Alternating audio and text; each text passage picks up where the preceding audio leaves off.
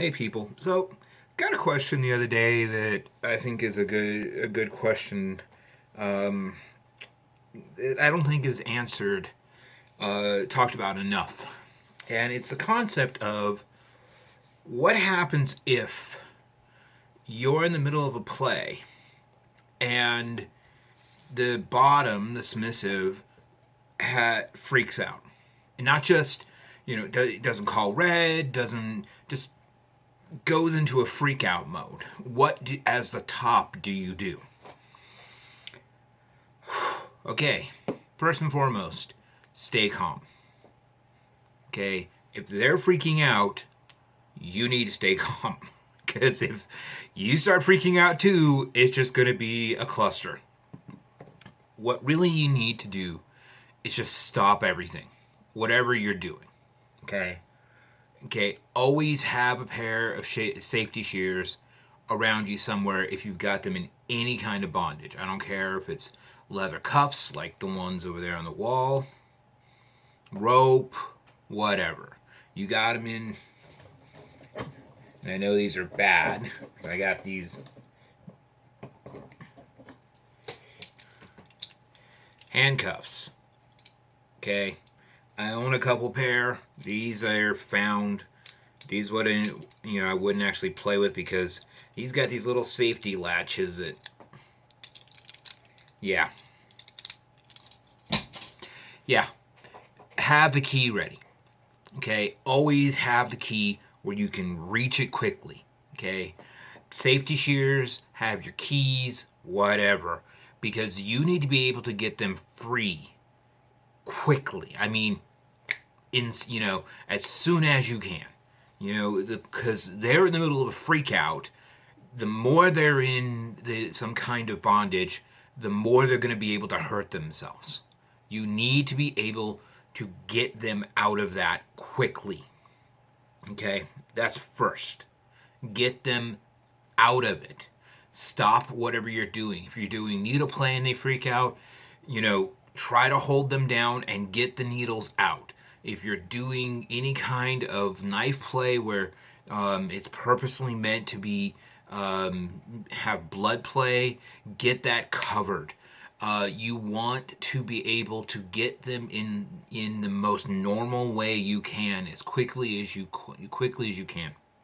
That's the first step. Second step is go immediately into aftercare. Immediately. No, screw your toys, screw the situation, screw everybody around you. Immediately go into aftercare. Okay, you are holding them, you are cuddling them, you are making if you got somebody there to can go and grab water, go do that. That's another thing. Make sure you got water really close to you. Um, you immediately want to start that. Okay, because the goal is to bring them back down, to calm them down, to get them back to a normal state. Okay, if they need to get up and go, let them go, but don't let them go for too long. Follow them, quickly. Don't give them a minute or two, to get their head together. But get right to them. Don't just leave them because that's bad. And the mind just goes a million miles an hour, and until you are able to actually sit there and have that conversation with them and try to figure out what went wrong, they're not going to they're not going to be able to process it. You have to be able to help them process it.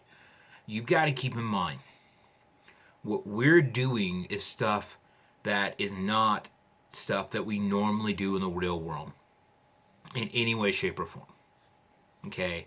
We put ourselves as either tops or bottoms under extreme situations. Okay?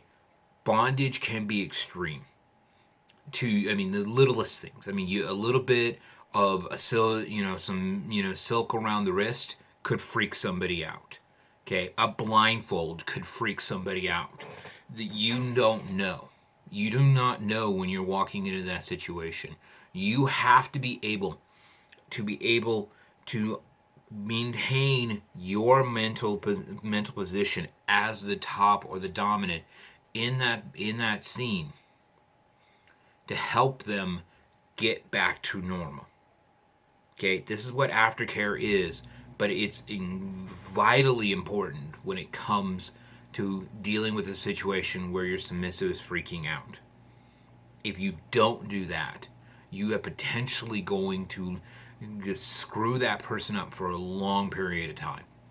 Okay, I'm not talking about just when it comes to play. I'm talking about real life situations, because this is the kind of thing we are dealing with.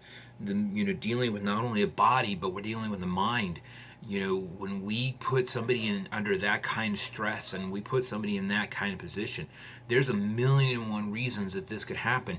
If we are not responsible to get them back to normal, this could screw up shit that happens in their real life too. Okay, that is part of the responsibility. That is part of the awesome responsibility of being a dominant. I hate to use the old cliche at this point, thanks to Stan Lee and Spider-Man, but with great power comes great responsibility. You are responsible for the life of another human being when you play. And I don't care what kind of play it is. If it's any kind of kink play, you are ultimately responsible for their lives. You're responsible for what happens to them both physically and mentally, emotionally, psychologically, the whole 9 yards. Okay? If you believe in it, even spiritually. That when you are in that time frame, that is your responsibility. And if you don't do that, yeah, it's gonna go bad. And it's gonna wind up doing a couple things. A, it's gonna screw up somebody you just played with, and that's going to be bad all along the road. And two, within the confines of the community, it's going to make you look bad because you don't know how to take care of somebody who's in that position. Okay, if you don't know how to do it, have somebody there who does. If you are new and you need somebody there to watch you and be a third to co-top the scene, and even though they're just basically there to watch you and make sure everything happens right, do that. Absolutely do that. So, yeah, if you got any more questions, hit me up. I'm always, I'll try to get them back to you as soon as I can. That's it for now. Be well and safe.